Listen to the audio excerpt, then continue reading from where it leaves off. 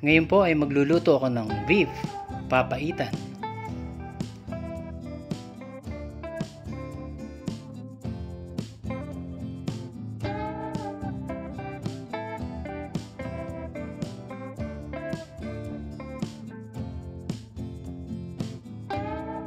Ito nga po pala ang mga ingredients na gagamitin ko.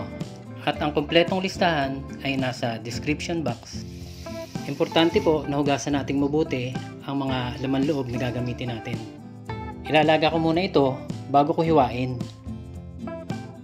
Maglalagay nga pala ako ng luya dito para pampawala ng lansa.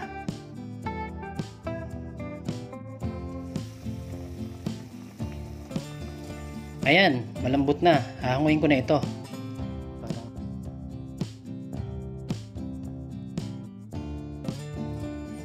Ngayon naman, hihiwain ko siya ng maliliit na pahaba.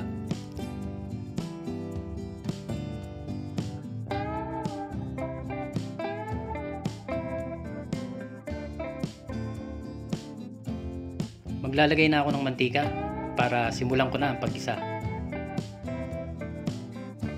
Susunod ko na ang bawang.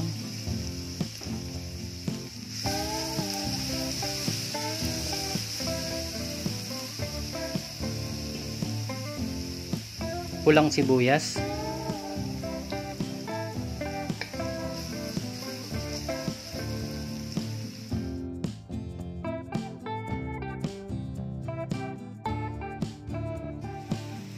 onion leeks,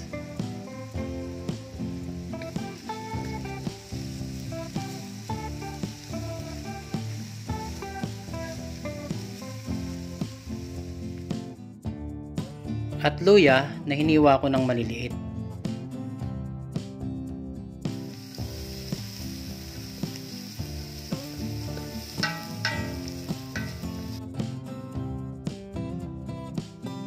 Ilalagay ko na ang laman loob para masangkot siya kung mabuti.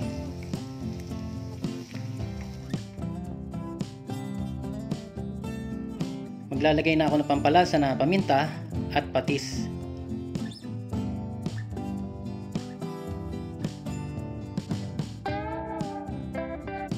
Hahaluin ko muna ito ng mabuti bago ko ilagay ang mainit na tubig.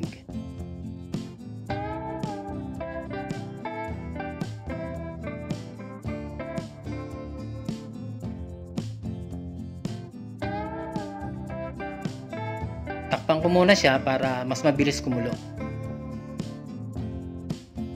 Magdadagdag nga pala ako ng asin dito kasi medyo matabang pa.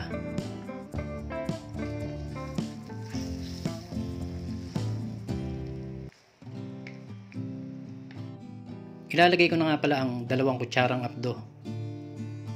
Nasa inyo na po pala ang dami ng apdo, depende sa pait na gusto nyo.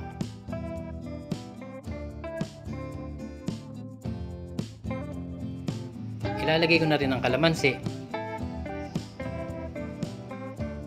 Ngayon naman ang pampaanghang na siling haba at siling labuyo.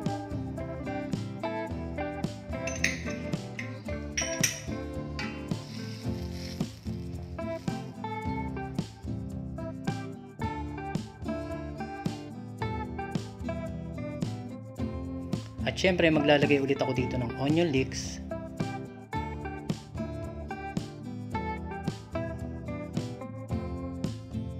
At isang siling haba.